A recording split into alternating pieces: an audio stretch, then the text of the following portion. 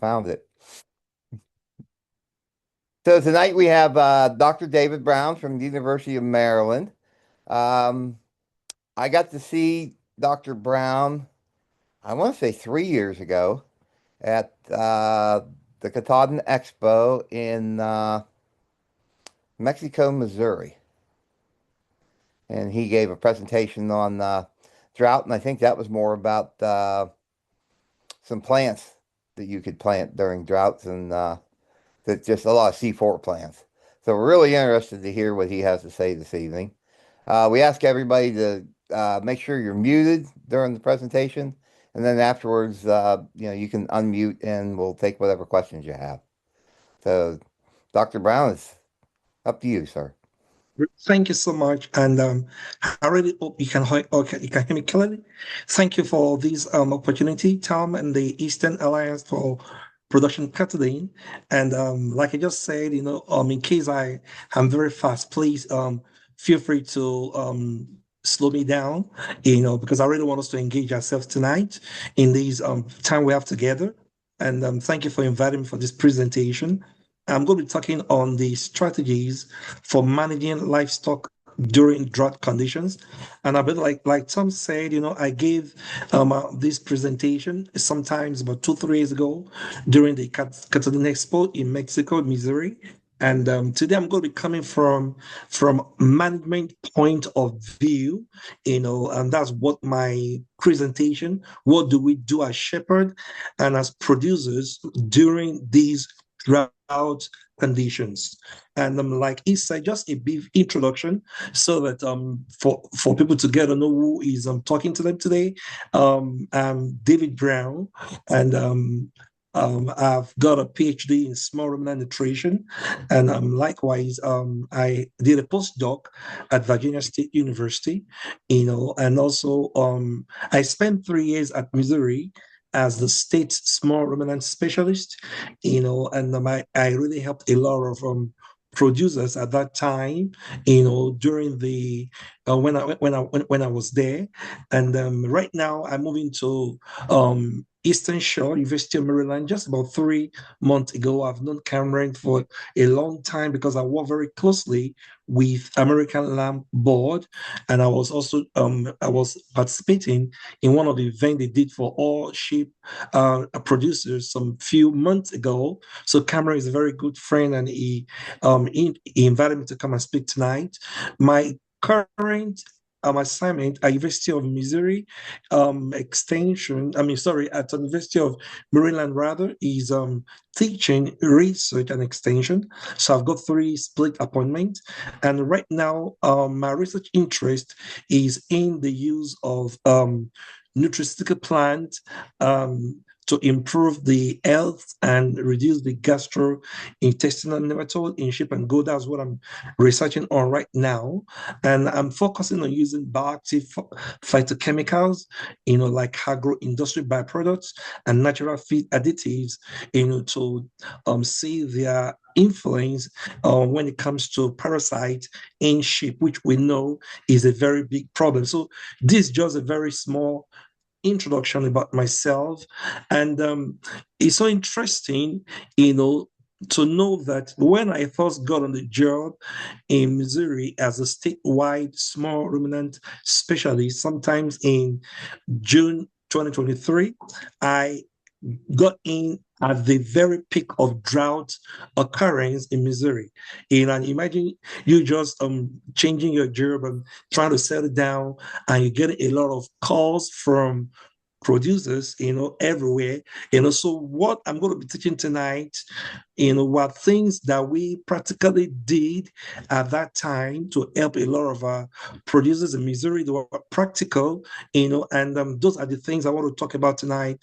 Things we did at the peak of the drought season that we had in 2023. And if you see the pictures on the screen, these were pictures that I took myself during those drought occurrence. You could see on either on the left or right, the pasture, there was practically nothing growing on the land, nothing, so dry, and the animals were just, in an open shade, and they were being supplemented, just to keep them alive. And of course, to keep them alive. And also, of course, we have producers bringing in they buy it and they feed the animals. But you could see from the picture that the animals, they're in very good condition because we work well with these producers, during this period of drought. So I'm going How to be many telling you. Hello.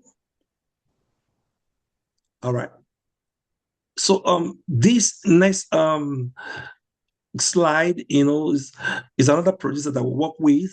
And during that time, I was able to write some guide sheets to help our farmers, and most of the things I'm going to be talking tonight are from the guide sheet I've written, which was titled Management of Sheep and Goat Through Drought.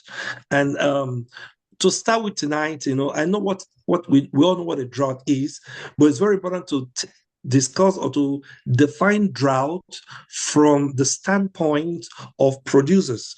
We know that drought is when there's no rain or precipitation, and that could be for a very long period of time.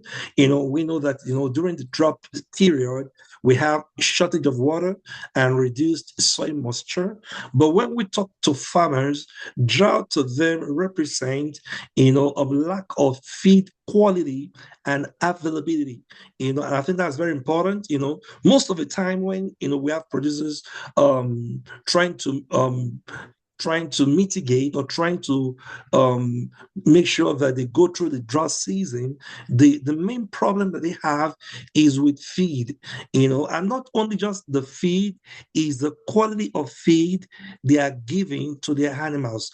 Many people, that I've worked with, during drought, they feed the animals, but then they did not understand there's not just feeding, it's about meeting the nutrient requirements of the animals you're feeding, and this very particular during the drought season. So drought from a shepherd point of view is talking about feed quality and availability, and of course, feed shortages can seriously disrupt animal production during the period of time. And so the question tonight is, what do we need to do, when these happens, at any given time? And from the picture on the screen, this was taken by one of my colleagues that I work with at the University of Missouri Extension.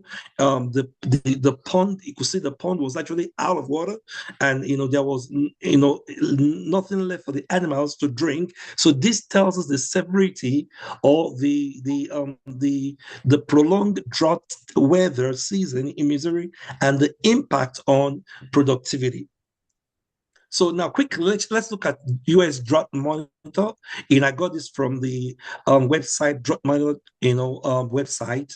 And we could see right now from the screen that, we are in abnormally dry right now. Most of those colors, they are yellow, and that yellow is DO, which means we're in dry condition. We are actually in drought, in the peak of drought, but is beginning in some places, is beginning to be dry, and this, I believe, is a very timely topic to tell us what we need to do to deal with drought situation if and when it occurs, at a particular point in time.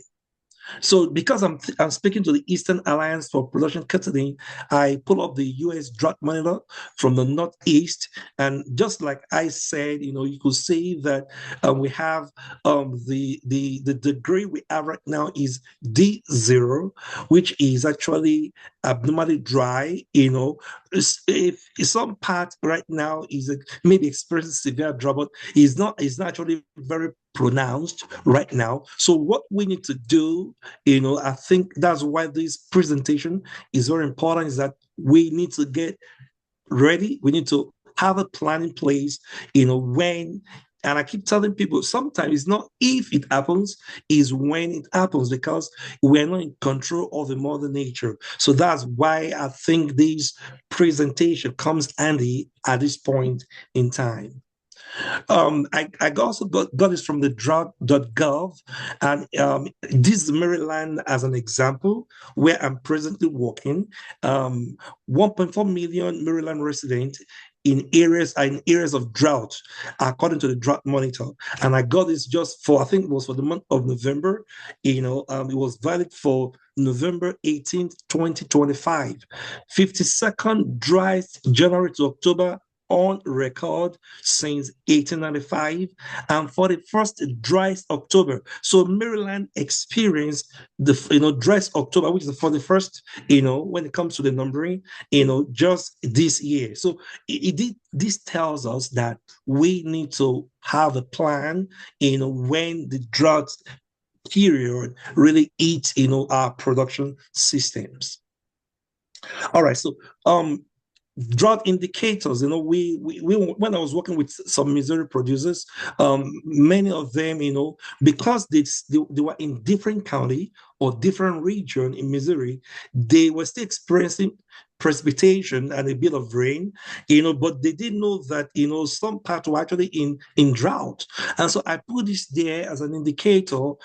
Some part of, maybe where you're staying may still be having some precipitation. You can have rain here and there, and some few inches, but what tells us, what are indicators that can tell us that we are in drought period?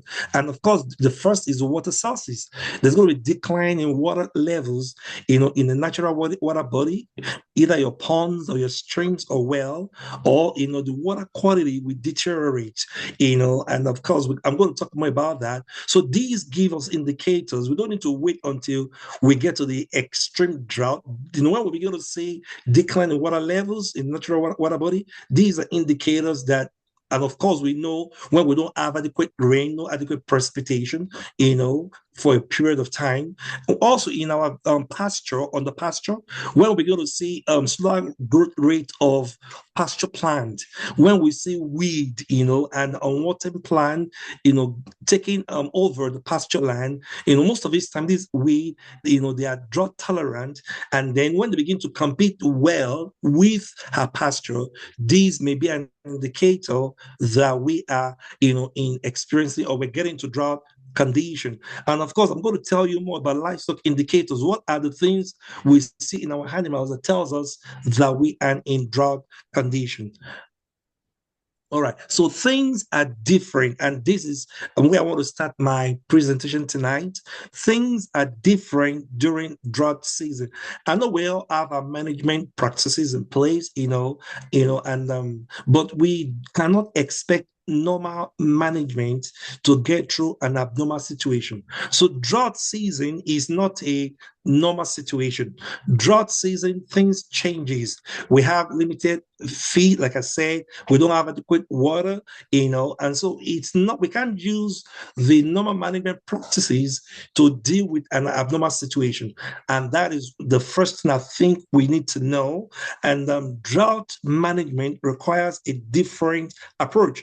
And I think we need to be very, very open-minded, when it comes to how do we approach drought condition, so that we'll maximize, our feed availability and still make sure that our animals get through that period. And so we need to learn how to conserve or stretch our forage availability during the period of time. So just to give us this mindset that is not a normal thing, and we can't use a normal approach. So we need to be strategic in our approach during the drought season. And so the first thing, of course, that we did, like I said, this was a model that I used for most of my producers in Missouri, and I think it's a model we can all adopt. During the period of drought, is we tell them the importance of weaning your animals early, because it's not is an is an abnormal situation, drought season. And so the reason why we do this is because when we wean our animals, the lambs, very early, there's going to be about 20 to 35% reduction, of pressure on our pasture. Don't forget, during drought, we don't want to put a lot of pressure on the pasture. We do not want to overgraze our pasture. And so we need to be able to think outside of the box. And so what can I do? And like I said, I'm going to be speaking from management point of view today, and very small talk on the forage point of view. We need to make sure that we put less pressure on the pasture, because by doing that, we're going to be saving a lot of feed costs, and also we're going to simplify the management of our ewes and the lambs. We know that lactating ewes, they have the highest nutrient requirement. So when we do not wean on time, and we allow the lambs to stay with the lactating ewes, they're going to be there's going to be energy. The energy requirement will be so high for the ewes to make sure that it keeps producing milk, to be in good body condition. And so what you want to do is you want to help the ewes to conserve condition. And so you go to wean early, so you can spread your forage or the feed you have over a longer period of time. And these are the key benefits of early weaning. And I'm going to spend some time to explain this, because some people might want to have maybe another opinion, but mine is just to convince you from research that early weaning helps a lot during the period of doubt. And the first is that it helps to reduce your total flock feed demand. And like I said, it protects your limited pasture, which is very important. And what it also does is that it helps you to remove high nutritional burden of lactation. Your use is actually expanding a lot of energy, while lactating, and so the feed you are giving must meet that requirement. And so when you wean your animals early, you try to help your use, from in using less energy, for lactation, and of course, when you wean, the lambs convert feed more efficiently, and you can also sell some of the lambs as a feeder lambs, depending on the market at the time, and that gives you cash flow, for you to keep your operation going because many people spend a lot of time buying hay and looking for grasses, and water to hold water. And so you could have extra cash flow when you sell your lambs as feeder lambs, and you win early, and that prevents your pasture from overgrazing, and much more. Your female animals recover faster, and that helps with their future reproductive performance, which is very important. You don't want your breeding stock, particularly your female ewes, to lose a lot of condition during drought season, because that alone could impair or can affect your production along over time. You might not see the impact right away, but if your breeding stock, your female animal, lose a lot of body condition during drought, what it does is that over time it takes a lot to bring back such an animal to good body condition. And you know that, for good breeding, your ewes must be in good condition, because you want them to because it helps a lot. That's what we do flushing during, before the breeding season. So when they lose condition, there is a lower egg quality. There's a reduced ovulation rate, which of course impacts the twinning potential or the triplet that your female ewes may want to give birth to. So this is very important for us to understand that there are benefits of weaning animals early. And don't forget, we're talking right now during the period of drought. Another thing that I've taught my producers in Missouri that really helped, and I want to bring you open to Eastern Alliance, is that ewes can be moved to low quality or maintenance pasture once they are once you win the lamb, and before they get dried, you can move them and they can maintain their body, because they are not using much energy or much they're not expanding energy for lactation, and so they can use what you are giving them just to maintain their body reserve during the period of drought. And your lambs can be managed separately. Either you want to put them on a dry lot feed, or you want to crib feed them. Those are some options we have for the lambs. And these of course protect our limited forage base, and is very more economical to feed your lambs than lactating ewes in drought. And some of the successful early winning that we have had, when helping with this producers are that you can wean your animals between 40 and 50, 56 days. Many people they wean average between 60 and 90 days. But during this period of drought, you want to wean very early, 30 to 45 days. But then we want the animals to reach at least 3 times their birth weight. Very important. Before you wean, they should be able to reach 2.3 to 3 times their birth weight so that they can, kick well in life when you wean them early. You want to vaccinate because you're trying to make sure that there's no disease, and so you want to give CDT like we know, and you want to ensure that the animals are eating well. If they are giving crib feed, before you separate them from the mother, and this time you want to reduce stress as much as possible. So these are the things we can do early, to help the lambs to adjust because I know weaning early sometimes put a lot of pressure, on the lambs, and but when you put things in place, you can wean your animals successfully during the period of drought. I have this example for us is a cost saving impact or economic impact of weaning lambs very early. And from this example, we use a 154-pound ewes raising twin in a late lactation. Such an animal will naturally consume 1.8 pounds more dry matter per day than a ewe that is at maintenance or a dry ewe. So you could see that when animal is lactating, is eating more, and is eating about 1.8 pounds more. But when you wean early, say 1 month earlier, you can save at least 54 pounds of feed per ewe, and that helps a lot over a period of time. So the main thing is just you want to conserve what you have, during the period of drought, and you want to pay close attention to your animals at that time. All right. So another thing that we can do, from the standpoint of management is to group our animals and feed them by their physiological status. And by that I mean, when we have our operation, we're going to have the lactating animals. We're going to have, animals that are dry.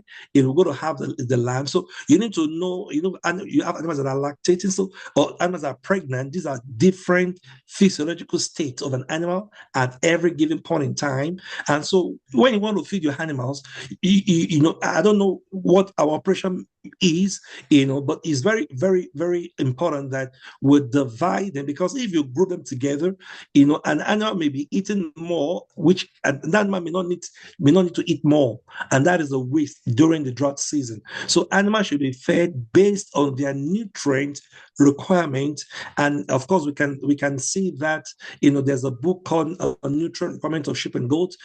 So your high performing sheep, they will have higher plane of nutrition, or do we need higher plane of nutrition? Those are your high performing sheep. The dry females, they require lower nutritional demands, and compared to your lactating females. So once you divide and you feed them based on that, you can maintain your animals, the ones that don't have a lot of nutrient requirement on lower quality forage, and then you supplement as needed.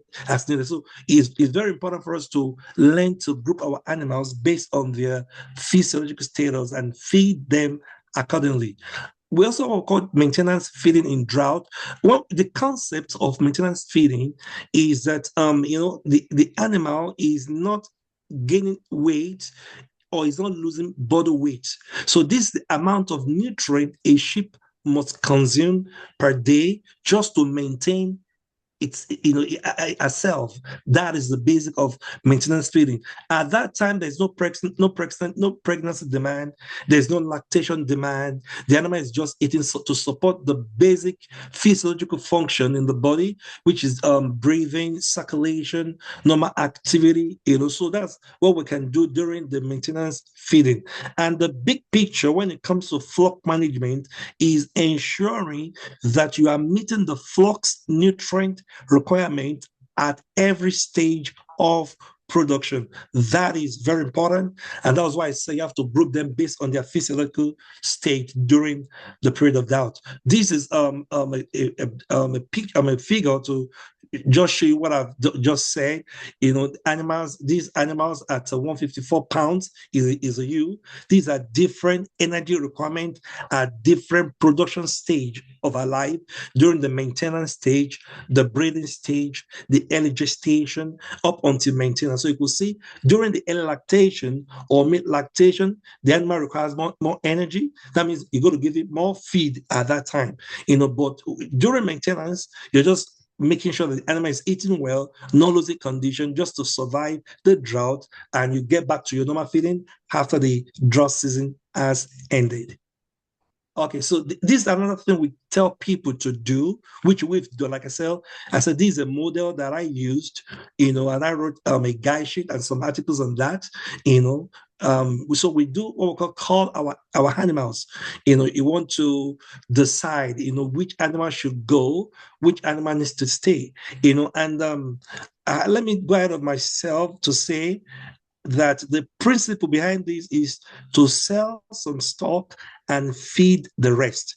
So sometimes you have to sell some animals, particularly animals that are giving you parasite issues. You have treated a lot of times, you are giving a lot of medication. The animal is not showing any response. These animals, you don't have to keep such an animal during your drought season, because drought season already is stressful time, not only not only on your pasture, also for the farmer, for the producers, thinking about where do I get the next aid to give my animals? What do I need to do with the water that is not in that is getting dry? So you want to make sure that you reduce a lot of pressure, a lot of stress on you and the animals. So your animals that are not doing well when it comes to parasite, the ones that have bad feet, low body condition, they have difficulty in bath, dystocia, they are late bred, or animals that break the fence, you keep it containing, the animal will not stay inside. These are animals during the drought season that you may think of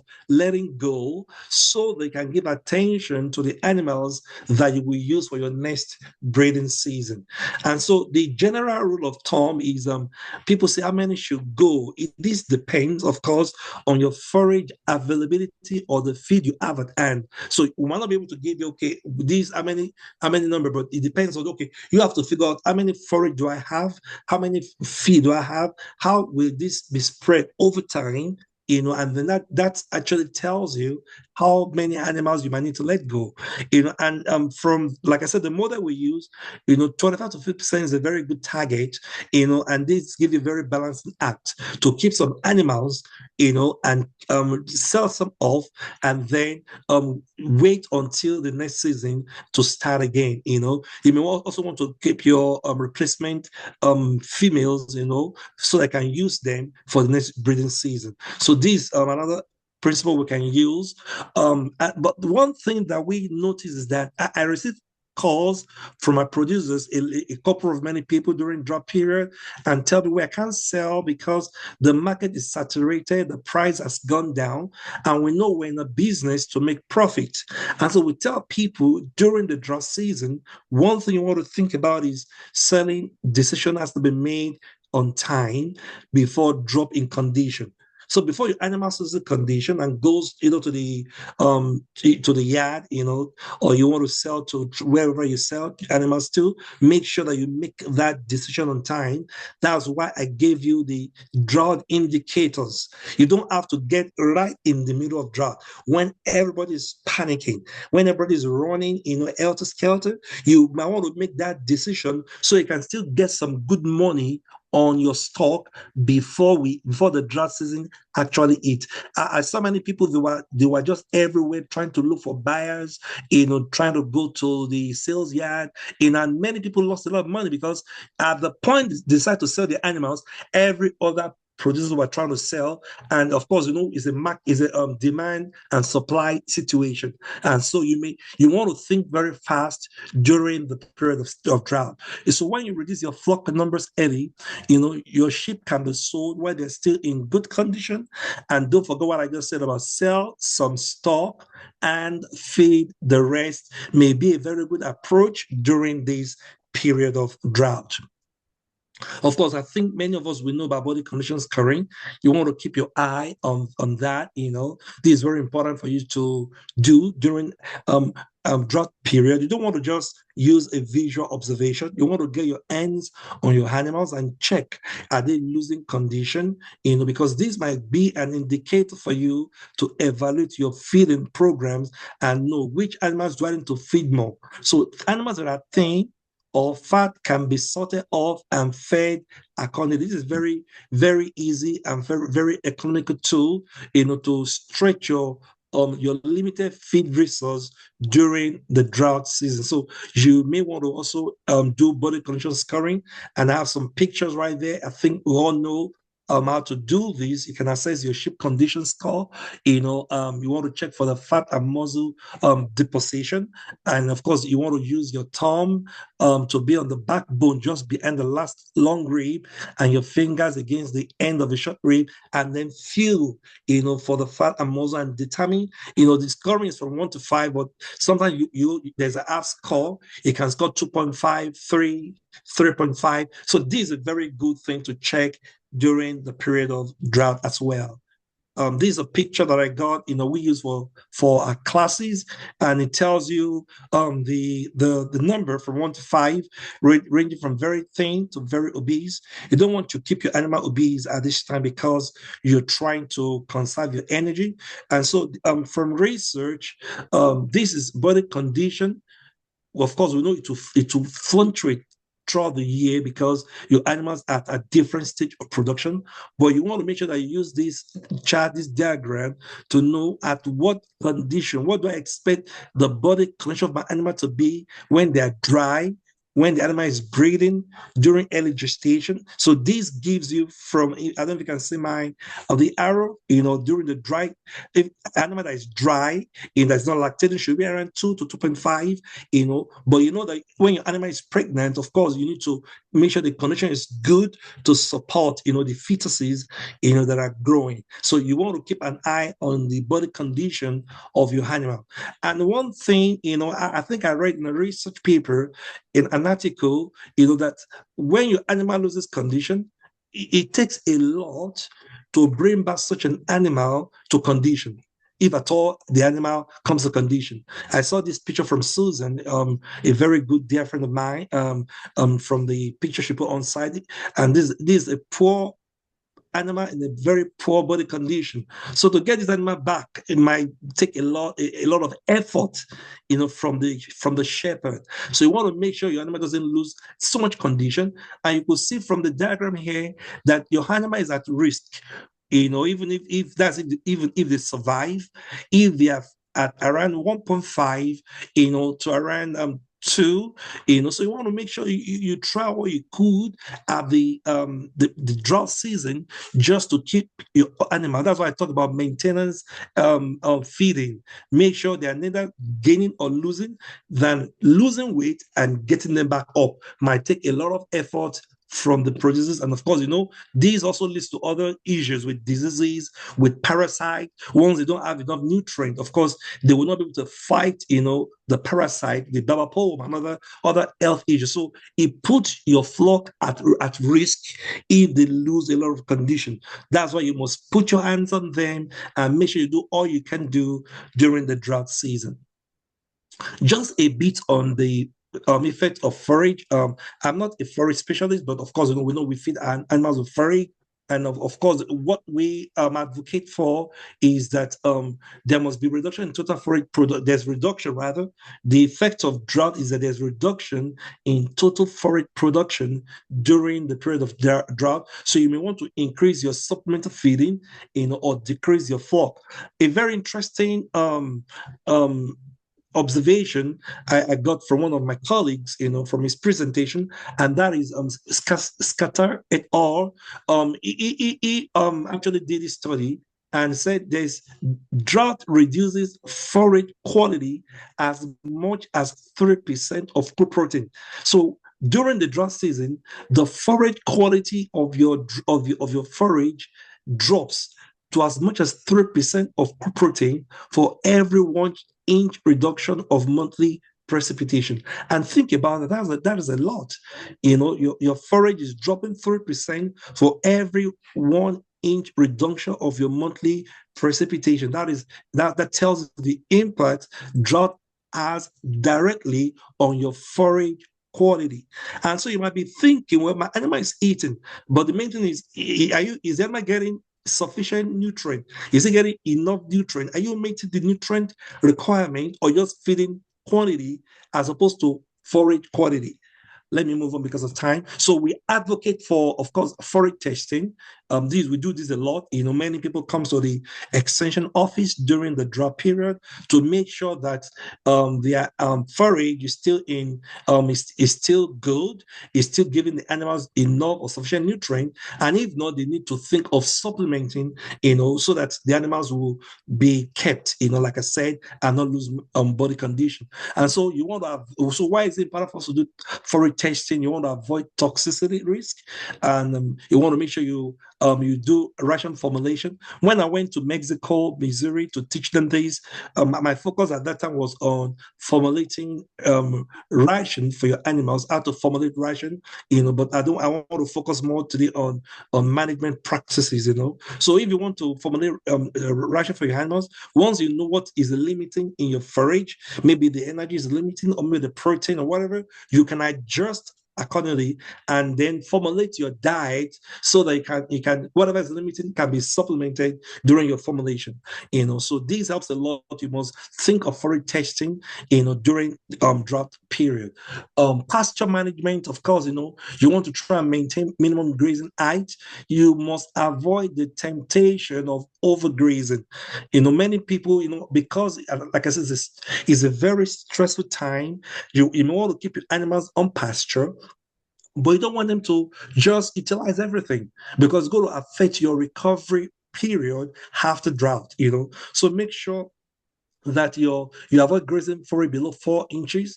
Delay grazing after limited rainfall, and this is where many also people make the mistake.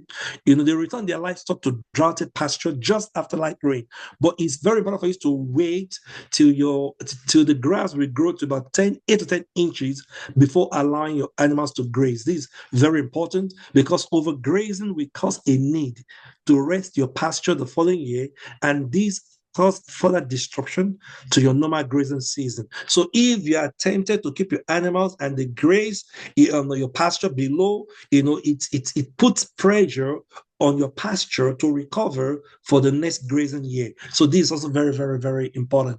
I'm going very fast now. So rain after drought increasing parasite risk. During drought, of course, we know we don't have a lot of rain, and we know that parasite need moisture.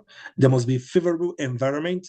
There must be moist condition for particularly the Emancus cantatus to grow from the L1 to L3 infective stage, and so they can be in the fecal sample, but at the splash of rain, drought breaking rain rehydrate the fecal matter, releasing trapped L3 larvae.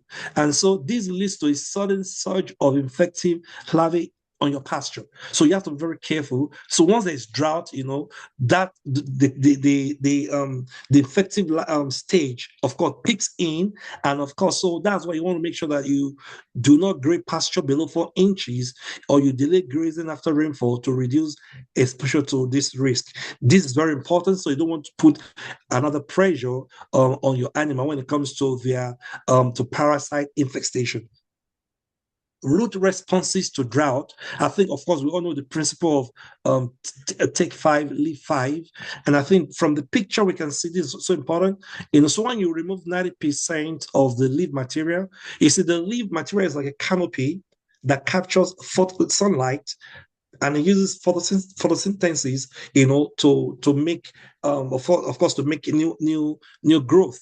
And so when there's no canopy that captures sunlight, you're doing a lot of damage to your forage. And so when you graze up to 90% or 70%, you could see the root. So there's what we call above and below. So the above may look good, but the below is deteriorating. The root system is not good, and that root cannot tap nutrient, cannot tap water, to sustain itself. And so the more you remove, the less your root growth, your roots stop growing, and that will not be too good for your pasture. So the principle of take five, leave five helps a lot, so that your plant, your pasture can regrow or recover immediately after the period of drought. All right, moving very fast now. I won't take too much of time, but many people do not think of water as a nutrient. Many think water is water. Water is not water. Actually, I mean, we should know that water is the first most important nutrient when it comes to the nutrient requirement. We have the protein, we have the energy, we have the minerals and the vitamins, but people do not even know that water is very important. There's no metabolic processes that take place, or rather, all the metabolic processes, everything in the animal requires sort of water: digestion, temperature regulation, nutrient transportation, waste removal. Everything going on in the animal needs water. So you and I must pay very close attention to the water requirement of our animals. And I have there the sheep water requirement in a per liter per animal per day at different stage of production. Water quality testing, we did this a lot. You can see from diagram, this water is very not good. You could see it's turnish greenish. Those are algae blooms, and some of these may be very toxic to your animals. I've got producers actually that lost their animals, and they got to learn in a very hard way because they do not pay close attention. Sometimes we have a lot of salt, because your water quality it has dropped. So we have a lot of salt, and mineral and some toxic element in the water. And so you may want to do some testing on your water. Okay. So you need to also monitor for weeds and toxic plants. And, and like I said, drought indicator sometimes could be when the weeds and toxic plants are taking over your pasture, because they are competing with your forage. And most of these weeds, they are drought tolerant, so they can take over. And so hungry animals, when they are when they are let loose, they just eat anything because they're hungry. And so drought period, most of it of my not most some of my producers don't lost their animals, because we need to do some necropsy on them to determine what killed the animals. Sudden death, just wake up in the morning, they see the animals is dead. Animal that was doing good yesterday before sleeping, in the morning is already gone. And also you need to monitor for weeds and toxic plants. And I won't take too much of time here, but it's very important we pay close attention to that. We also have issues, particularly in animals boundary during drought.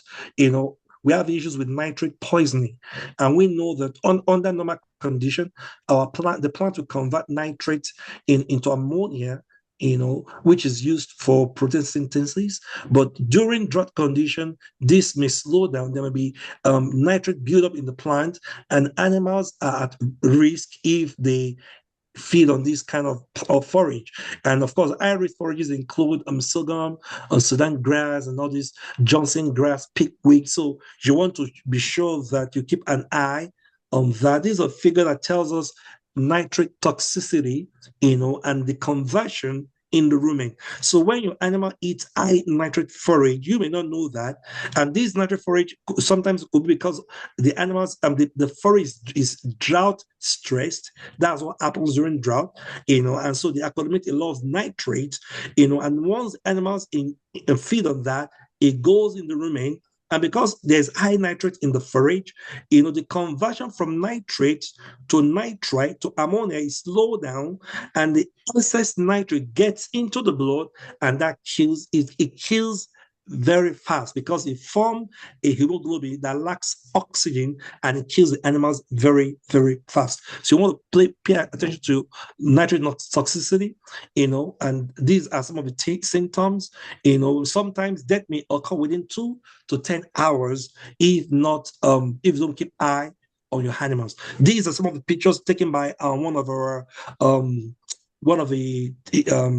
the guy we have that helps with I forgot his position right now. He's a toxicologist here. So these are nitrate and nitrite poison in sheep and goats. And this on the other side is the one that were observed in cattle. You could see those reddish color from the ocular membrane, and that is very deadly during drought period. So these are safe limits. I'm going to give this slide to Karen, so you can see that these are safe limit and unsafe limit for your animals. These are some common plants that accumulate nitrate, and I'm trying to rush right now. So you can look at these common plants, and the weeds that your animals can feed on. Sometimes your animals may not come down if they have early experience, or if there is what we call, if you neutralize that with A. If they feed on A, the effect might not be the same because there's a counteract effect of mixture. When the animal is eating A and it feeds on some of this plant, the effect may not be pronounced, because of that mixture, But if this is what the animal is solely eating, they might succumb to nitrate toxicity. So we have nitrate testing, which is a key. We have a lot of extension offices. It is a very quick test. It helps you test and interpret the level of nitrate on your pasture. And I advise we need to do this. We also have prussic acid poisoning, and I got this source from Susan. Like I said, this is also something that has killed most of our sheep during the period of drought. So you want to keep an eye on, they call it cyanic acid or prussic acid poisoning during the period of drought.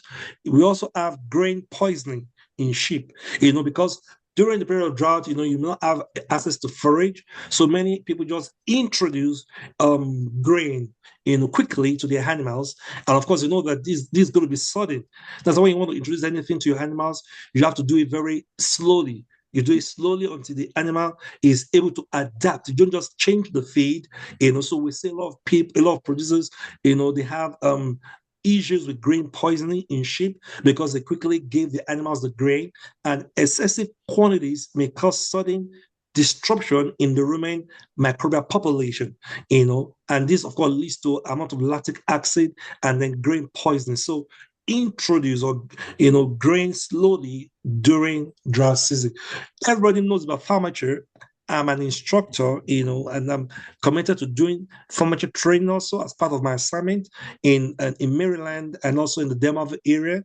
And so you want to keep an eye to check for parasite, particularly the Baba poleworm. We use formature card scoring for Baba poleworm because it sucks the blood, very voracious, So you want to keep an eye. You don't want them to be too stressed, So formature scoring may be another tool that may help you to manage your animals during the period of drought. How do we, as a wrap up, because I need to take a question, how do we mitigate the effect of a drought? And I saw this quote which I love so much. In preparing for battle, I've always found that plans are useless, but planning is indispensable. And so, Tom, one thing that people does is they are planning, but when you're in the battle, you don't plan. You plan before. You plan before. So planning is indispensable. And what actually makes someone successful or a failure could just be the word planning. And so we do not need to wait. We need to have a written plan. And I keep telling my prisoners, what are your plans for unexpected situation? This is very important. How do we mitigate the effect of a drought? We have to be proactive. Don't be reactive. Be proactive is not if, is when. Because of changes in weather pattern, we all know it. We have changes, it's the mother nature. We can't control it. We can only control what we can control. So it's not about if, it's about when. So what you do is plan, and you plan. And with that, because I want to take question, I want to thank you so much today for listening to me. And also, I'm building a research program right now at the Northeast, that's University of Maryland Eastern Shore.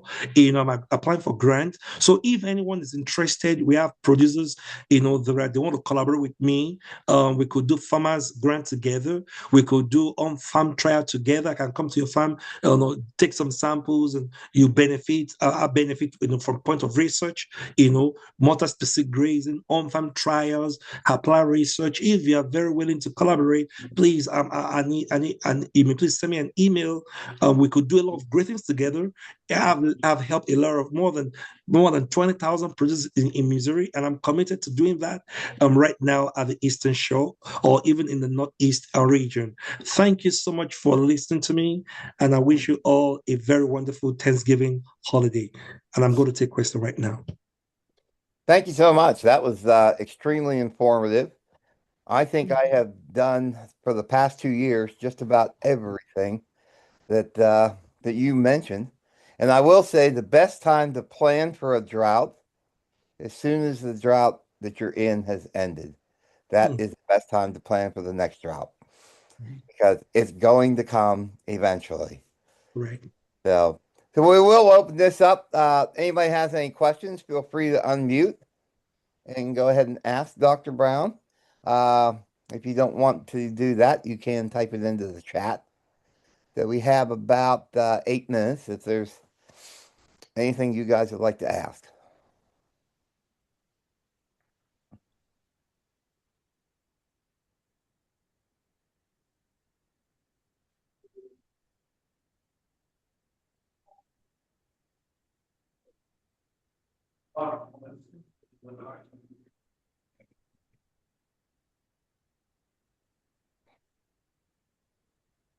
Well, I don't see anything in the chat, and I don't see anything, don't see anybody unmuting here.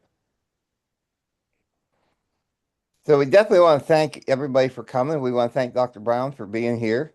And fantastic information. We will get this up on the EAPK website shortly. So we have recorded this. And if there are no questions, I'm going to wish everybody a very happy Thanksgiving. I have been fasting for the last week, so I'm able to eat so much more tomorrow. And by fasting, I mean I've cut down to 5 meals a day instead of my normal 8. Interesting. Interesting.